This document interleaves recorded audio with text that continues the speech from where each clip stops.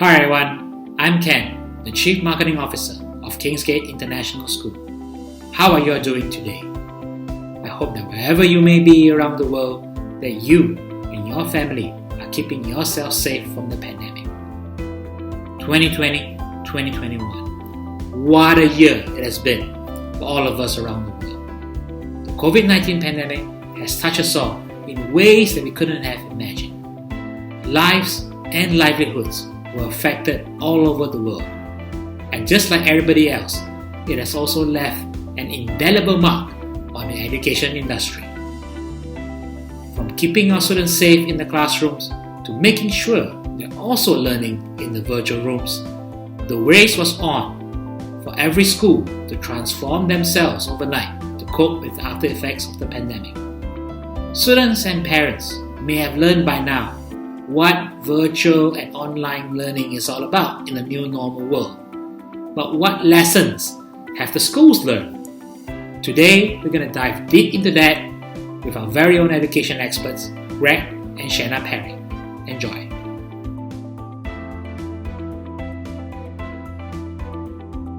People often ask us, did the pandemic change education forever, overnight?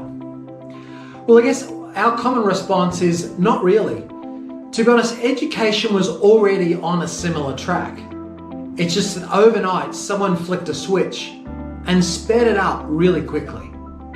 Overnight, significant changes needed to occur to support children who needed to work remotely, needed to work virtually, but also it satisfied quite frequently a need for children to work more as digital natives, which in truth was their developing profile anyway.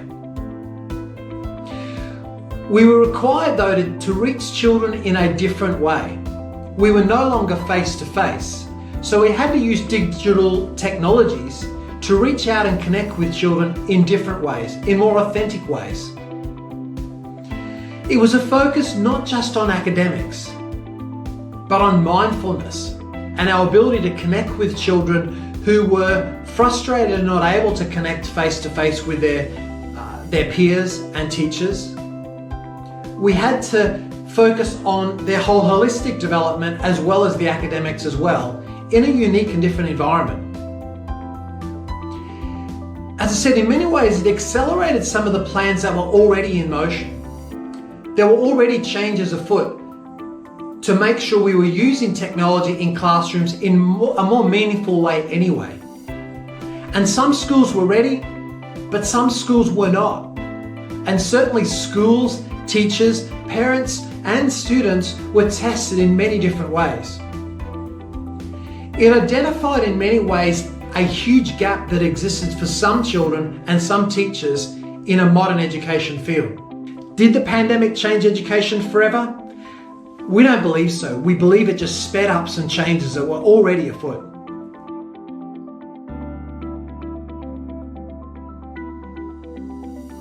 The truth is that some schools adapted better than other schools.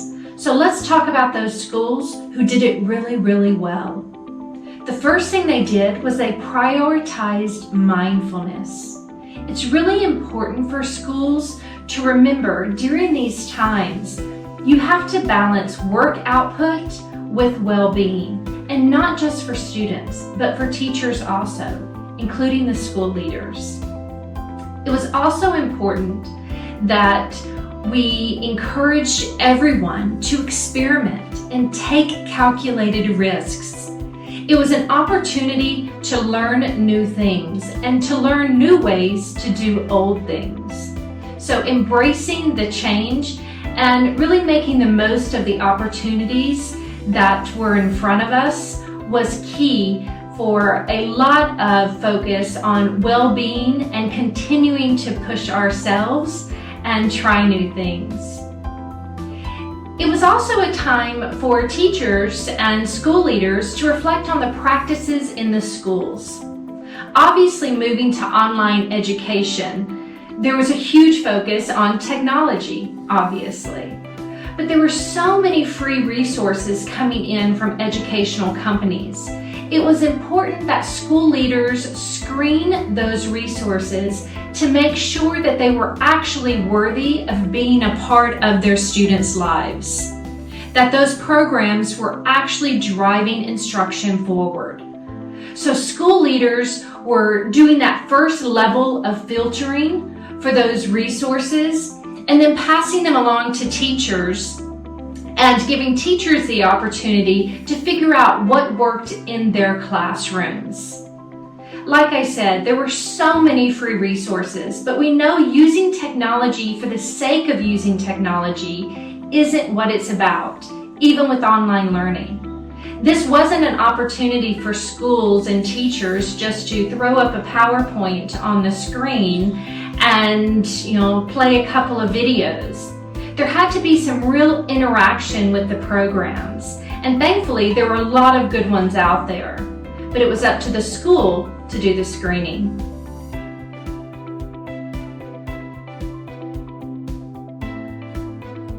Traditional schools certainly suffered if they had limitations or didn't have the capacity and resources to adapt. They needed to have technology and they needed to have the skills. The teachers needed to have the skills to use this technology and adapt it for a virtual schooling environment. What are the key features of schools that succeeded? Well, the first thing is they needed to have a strong management team who had the ability to change direction. Schools needed to be able to adapt quickly. They needed to be organised and functional. They needed to be able to support their teachers and lead them in new directions overnight. They needed to have a growth mindset, not a fixed mindset. They needed to have the ability to change direction, make different kinds of decisions, and embrace these new changes as positives rather than negatives. They couldn't have a fixed mindset where they were locked into one direction or one way of doing things. They also needed to have an incredibly supportive parent community, and that doesn't happen overnight. The schools that succeeded already had a strong connection with their community, a strong relationship that existed between their parents and teachers and children and management. Because we all know what happened during the pandemic period. Teachers were teaching children virtually who were at home, and parents were having to support them in that home environment. So trust, loyalty, and good communication between those parties was really essential. We had to have strong levels of encouragement. We had to have good emotional intelligence, good interpersonal skills, the ability to manage relationships well, whether they be virtual or face-to-face. This went a long way to making sure that those environments were supportive and children and parents felt supported as well. And the other thing that we thought was always very important, and it proved to be true, was schools needed to use data and research to make informed decisions about what was best for kids. And I'm not talking just about academic resources, I'm talking about making informed decisions based on feedback and what they knew was working and what wasn't. Those schools that had strong connections within and outside to other locations as well knew what was working best for kids and they could adapt quickly. Those are the schools that succeeded most.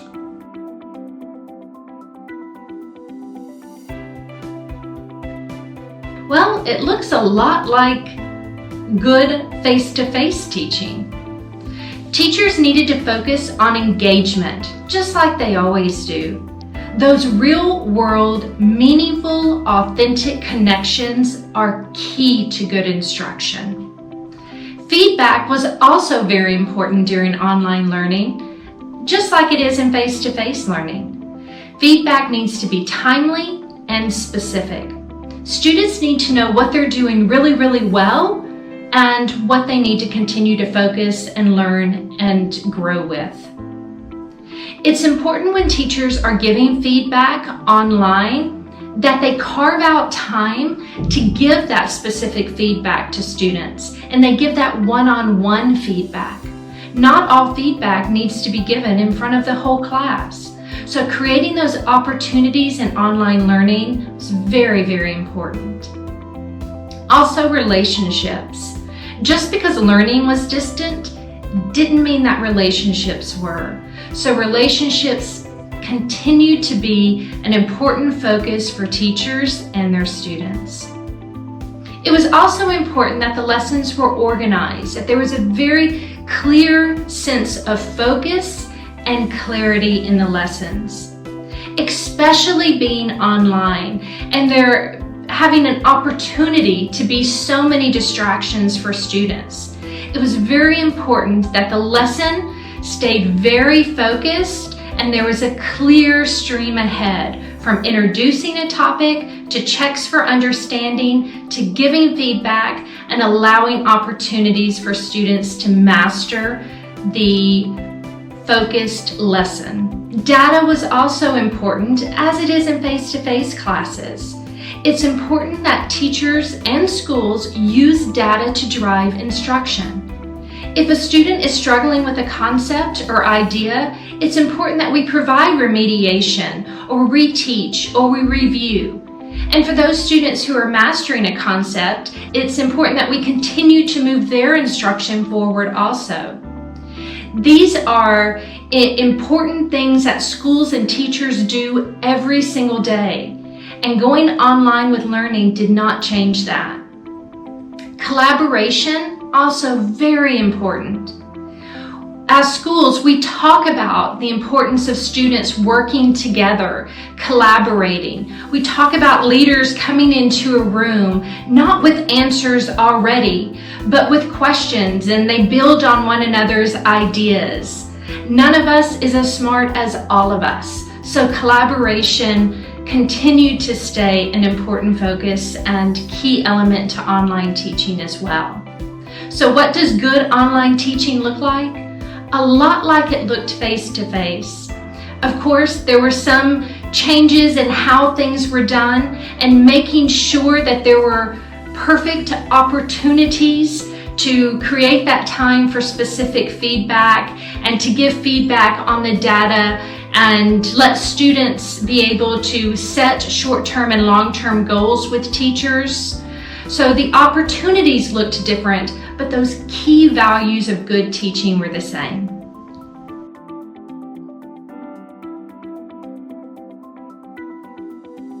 The short answer is yes, of course relevant to context. Over the past year plus, we've been able to try many different things that we possibly wouldn't have had the opportunity to try. And a lot of those things worked really, really well.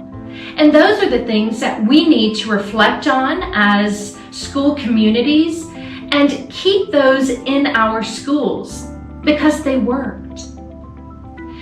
We know our students today are digital natives. They learn differently than the way we learned when we were in school. And it's important that we pull that into our instruction. We pull that in to our reflection. We pull that in to our conversations.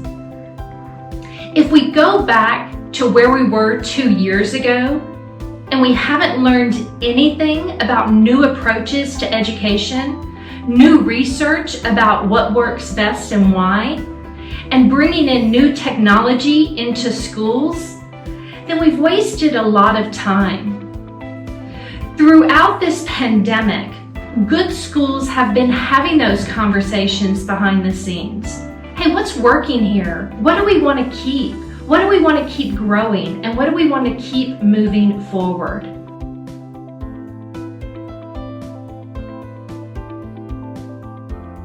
So as we begin to embrace new technologies and become future ready and future focused as schools, what can schools do better to cope, manage and lead those changes in a more effective way in order to embrace the change rather than be challenged by it? The first thing that's important is professional development and training. Schools need to support teachers in being able to adapt. There are many teachers coming out of university now who are very well versed in using technology applications and integrated into their pedagogy. But otherwise, teachers need to learn these new skills and have the ability to adapt. They need to be open-minded. They need to have a growth mindset. They need to know that these are not negative challenges. These are opportunities to change direction and actually meet the needs of digital natives. That's right, our current children are digital natives. We need to meet those needs immediately rather than struggling ourselves as teachers or leaders to support them. We need to be positive and embrace change. The pandemic was really challenging for many people, but we needed to see the opportunities this provided for change in direction, and as I said, meeting the needs of digital natives who were already very accepting of using technology to communicate and to learn. We need to be dynamic and adaptive rather than traditionally focused.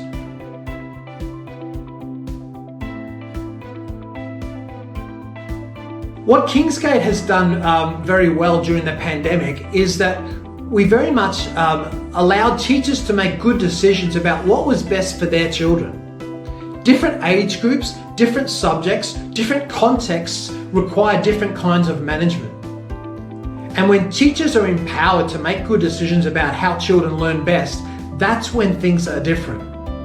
We know that our students are resilient, and we also know that this has been a challenging time for everyone. But we also know that some really great opportunities to expand and to grow what schools were already doing, those opportunities happened. And so we need to keep moving forward with those great ideas and those great research-based strategies that worked. At Kingsgate, we're embracing this change as we go forward. More recently, we've been approached by other schools outside of Malaysia to deliver content and teaching to their campuses in other countries, believe it or not, because they saw how successful we were in our virtual schooling program, and they wanted to be able to access that kind of pedagogy and that kind of delivery. We had a view along the way that we didn't want children to have to catch up. It's better to keep up than catch up. And that's been incredibly important for us to focus on not being tough on children and the gaps that might be appearing, but making sure that when they come back to face-to-face learning, it's not a massive catch-up process. We've been starting to adapt and realizing that through the pandemic, we learned that children actually enjoy digital content. The traditional textbook turning process is over. Teachers don't enjoy just one textbook anyway. You find that teachers use multiple books, multiple resources, and multiple platforms to provide the content and information for children. So throughout the pandemic process, Kingsgate learnt that, and we're certainly moving towards using more digital content rather than relying just on one or two traditional paper textbooks. The teacher profile is incredibly important. Teachers that are innovative, teachers that are progressive, teachers that have an open mindset, they're the teachers that can deliver content to these digital native children far more effectively. Our technology needs to be focused on accelerating outcomes for children. We get inundated with approaches all the time about what technologies we should be used by industry and by other providers. We're pretty tough on making those decisions. If it doesn't accelerate outcomes for children, it doesn't have a place in the classroom. We don't overuse technology just for the sake of it. It needs to help children succeed, and that's what we're all about.